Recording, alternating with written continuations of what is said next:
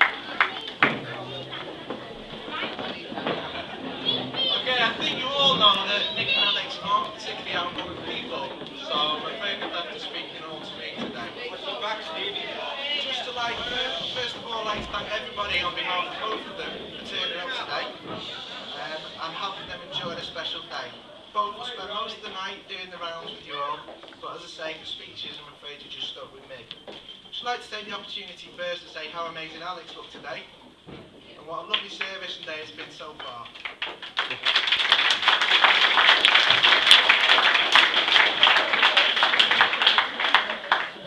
Chloe's done a great job and looks very pretty as bridesmaid.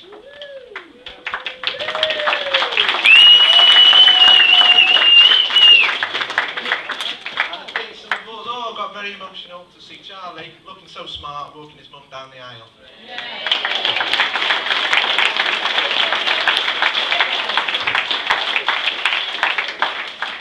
Okay, so I think most of you know now that I'm one of Nick's 3 younger brothers, and as we grew up, Nick had a bit of a love-hate relationship with us, his brothers.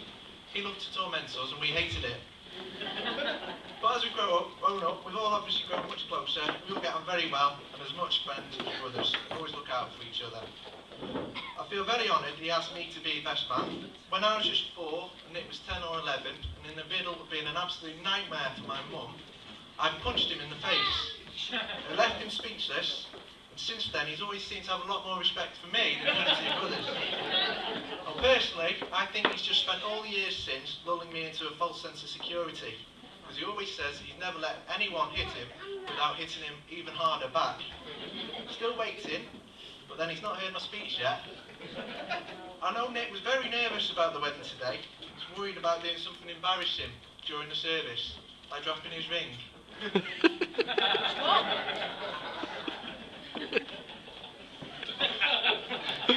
Having a light wedding, I knew it was going to be very difficult to keep him out of the bars all day. The vicar had said that if he could smell alcohol on his breath, he wouldn't be prepared to run the service. So I've done my first job okay, and made sure he's had loads of mints. I know how excited and happy he's been over the last few months since the wedding was announced.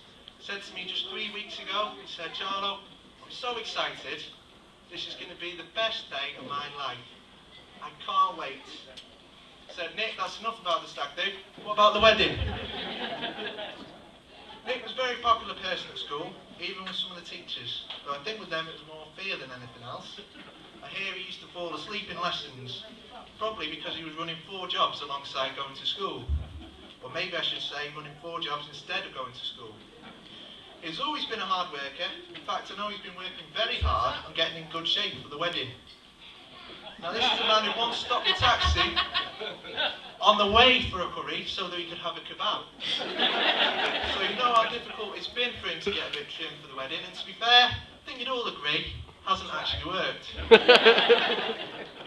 Now I can't possibly do a speech about Nick that doesn't draw reference to his superhuman flatulence problem.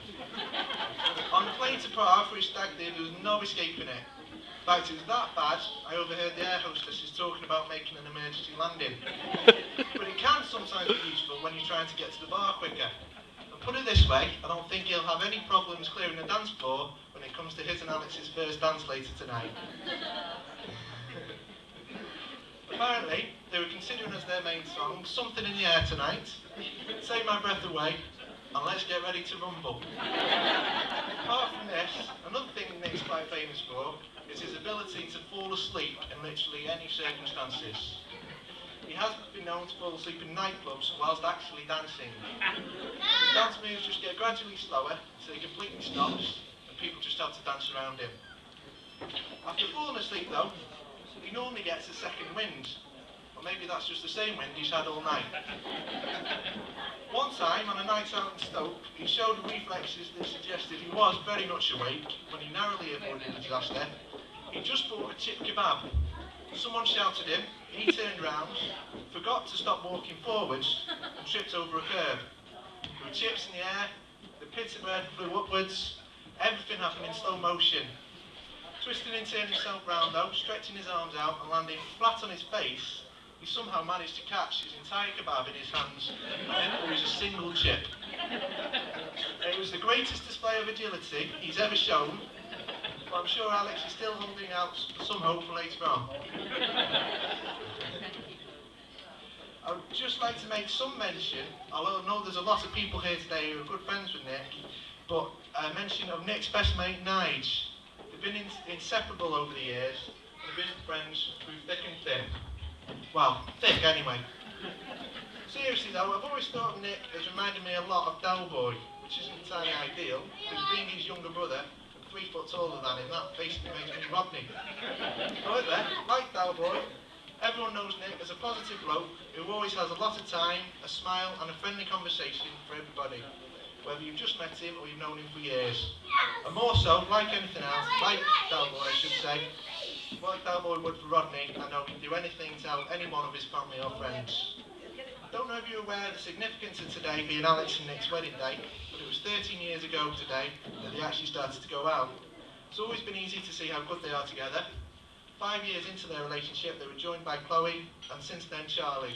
I'm sure you'll all agree, both of them have done themselves proud of such fantastic and gorgeous children.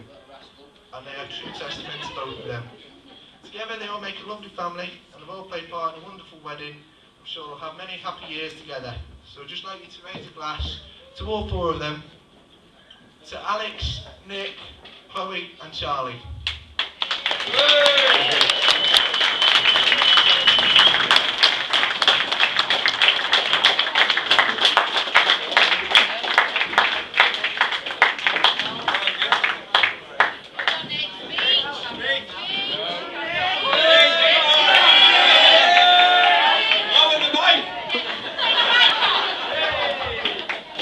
Tossers. Haven't prepared anything. I think all that's left to say is thank you very much for everybody that's come. I hope tonight is going to be plenty of fun for everybody. You all know the bar's open. Make the most of it. Carry on.